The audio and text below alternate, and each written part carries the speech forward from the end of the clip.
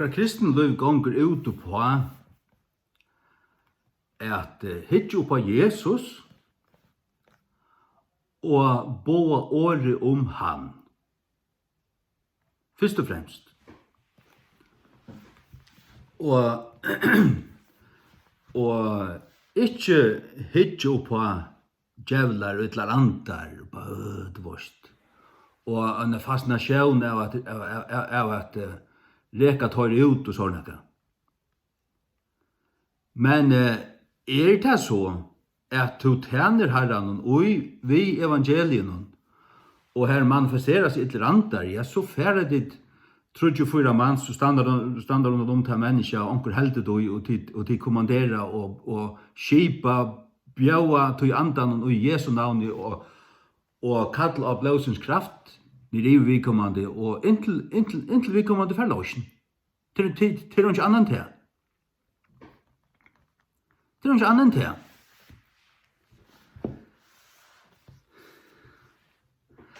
Men vi ikke, sagt du, nu tås jo om til hva vi fokuserer på, hva vi er opptidgen av.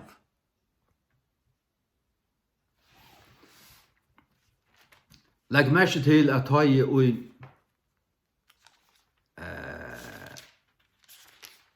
Jesus sendte dere sted i Markus 16, og han sier vi tar færre tid inn i Atlantheimen, og prater ikke gledebåskapen, for i hver skapning ikke. Han sendte der ut vi gledebåskapen. Han og tror og være døpt skal være frelstur, men han og ikke tror skal være helt dømtur. Og hese tekin skulle fylgja. Ikke gang undan, og ikke omslutta deg over det øyneste som de gjør, og det øyneste som de dreier seg omkjøttavn. Tar fer ut ved evangelien. Og så det ting som fylgja, så det det i æreretjo. Det første at jeg fer ut av båa, gledebåskapen. Hva det at jeg til året om Jesu Kristi krossar deg, at han var griven, og at han av 3 dager røys opp, at han fer til himmel som kommer atter. Bjaua falske frelsena, be deg vende om og takke med til honom. Så skulle disse tingene fylgja, og i kjølfære, det vi. Hese testen skulle fylgja dem som tryggva, og i navnet møyne skulle de kaste ut djevlar. Og ja, men så er vi til. Men ut ur kvarjon. Tar vi så hytje på apostlene, og gjerningen av apostlene og alle stedene, tar det førre ut, kvarjon kastet av djevlar ut, hver nøron. Ja, det halda som sier seg være kristen. Jeg må bare rista om en høyde og sier, det er jo ding-dong. Ding-dong. Vend om. Du tror man er fastlærer hvis du tror sånn her. Det er som du sagt, til at Paulus kastar ut en mennanar anda ur en argento her i skipet der navnet Jesus Kristus fer ut og han fer ut på en av veien. Ja?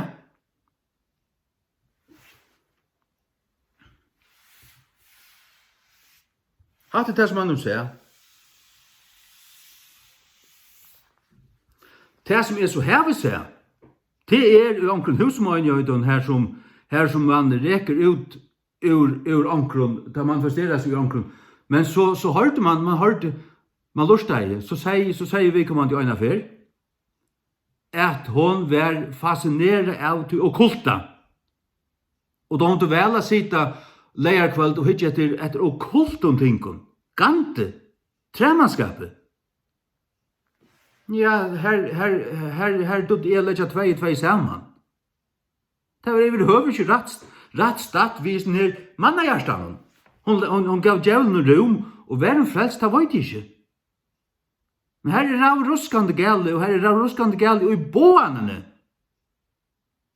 At slutt skal kunna finnast og gautekast, og tan holdningen skal kunna byggva ui av noen mennesker som sier seg være tryggvande, at her kan øysene være opptidget av Satan. Jeg minnes hva det sier da. Jeg hukte ståljene på han, og bare takk og vente om. Jeg bare takk og vente om. Det var överhuvud inte rättsstat vi henne. Och så var det är som javnan dott fotler ut och skoja ut var fotler östervårst. Och så skulle förbön och allt förbön. Det är bättre rösten vänt om. Så tar flöjta jag efter i ögonen och i bilen. Jag ölte efter dem, det är halvan timme. Öppnas horn och eller tar bäven bara stäcka bilen till tar orskarsmör. Och jag vet inte om att ha druckit närkande efter. Jag vill inte säga att det inte fotlar till veden så jag antar. Det var det som tar det bruk för det. Det var en så dickare flanch och i edrum tillstånd för att få det skamma sig och insöka till att det blir slett till. Det var det eneste tar det bruk för det.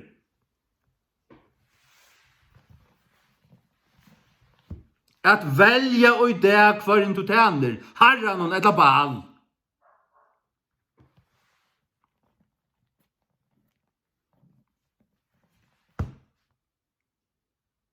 Ordeliga. Få hjärsta tillstånden, hjärsta hållning. Få avgärna avklara jag. Hette det som är. Hette den vävren som är gänge och färsin vägen. Så ska det suttja. Hvert ta växer fram och hvert ta kommer till köntar. Och så en människa som fylker efter andan. Guds anda. Och inte ger djävulen rum.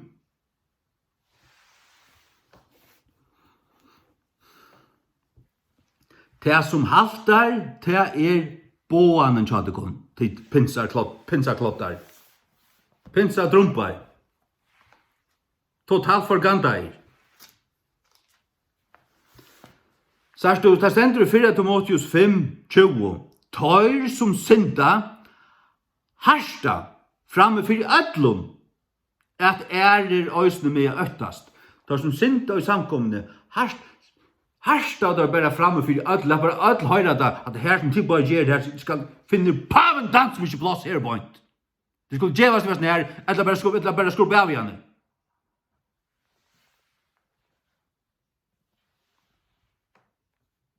Att rösten med öttast. Så färra tar andra kort ut eller geva står och så att andra rösten så för andra rösten öttast. Öttast för kvarjon är gänga som loj.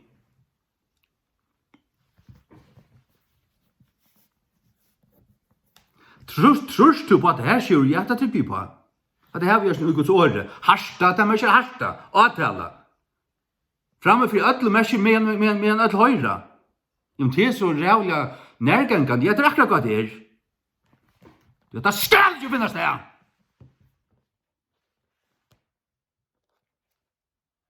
Nu blir det sväkor, ja. Jag kan gå för sväkor först.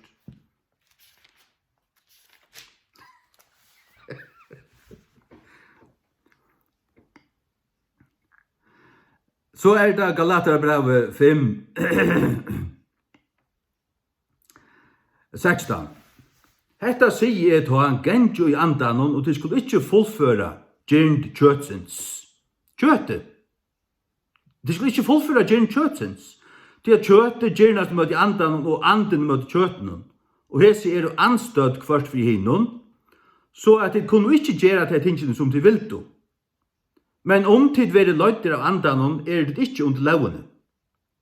Nå, kjøtsens versk er ei sund, hver er du hese, hårdamur, siløyse, aurønska, kjentska, avgodadurskan, heksakunstur. Heksakunstur. Avgodadurskan. Til kjøtet. Øysene. Hætur, sundurlinde kapstrui, vrøye, tvoidrotter, renglærur, øvundanir, mirir, fyllskapur, avlataskapur og tøylukt. Først jeg sier til framan undan, ans og Østen, jeg har sagt til og i farnar tøy, at hør som gjeras lukka luter skulle ikke arva kongadømme gods. Men avvøkstur andans er kærløyge, glede, friur, lengmø, mildseme, gauseme, tryggv.